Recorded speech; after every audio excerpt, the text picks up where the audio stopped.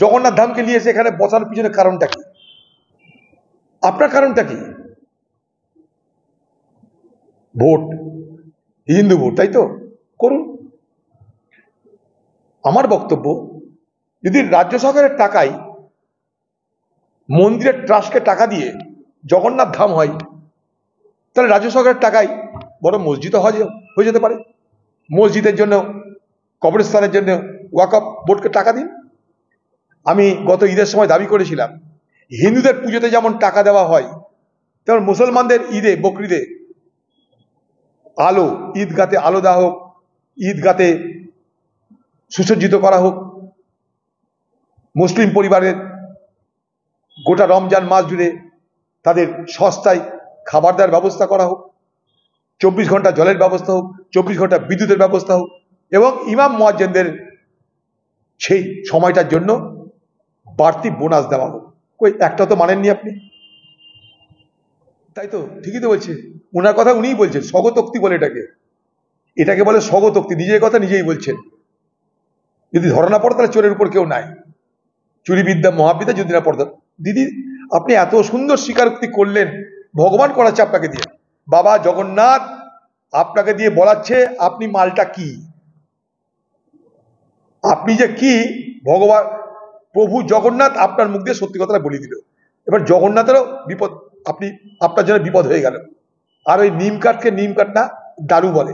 আপনি ঠিকই বলেছেন, আমার রাজ্যে অভাব কি আছে? দারুর তো কোনো অভাব নেই।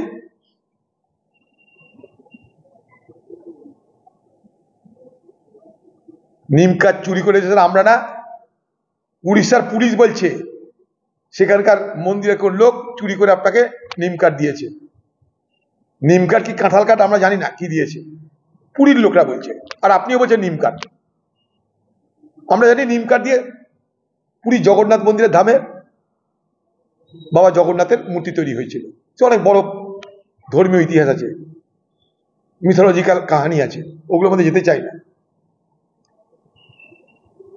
কিন্তু আপনি নিজে হঠাৎ পুরীর জগন্নাথ ধামকে নিয়ে এসে এখানে বসার পিছনে কারণটা কি?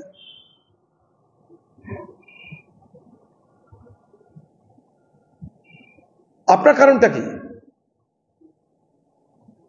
ভোট, হিন্দু ভোট, তাই তো? করুন।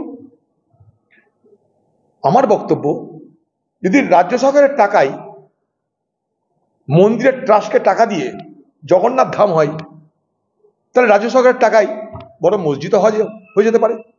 মসজিদের জন্য, কবরস্থানের জন্য ওয়াকফ বোর্ডকে টাকা দিন। আমি গত ঈদের সময় দাবি করেছিলাম, হিন্দুদের পুজোতে যেমন টাকা দেওয়া হয়, তেমন মুসলমানদের ঈদে, বকরিদে আলো, ঈদগাতে আলো দেওয়া হোক, ঈদগাতে সুসজ্জিত করা হোক।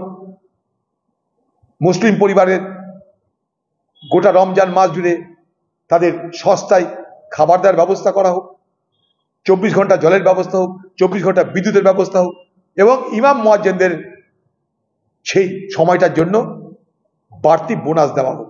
কই একটা তো মানেননি আপনি।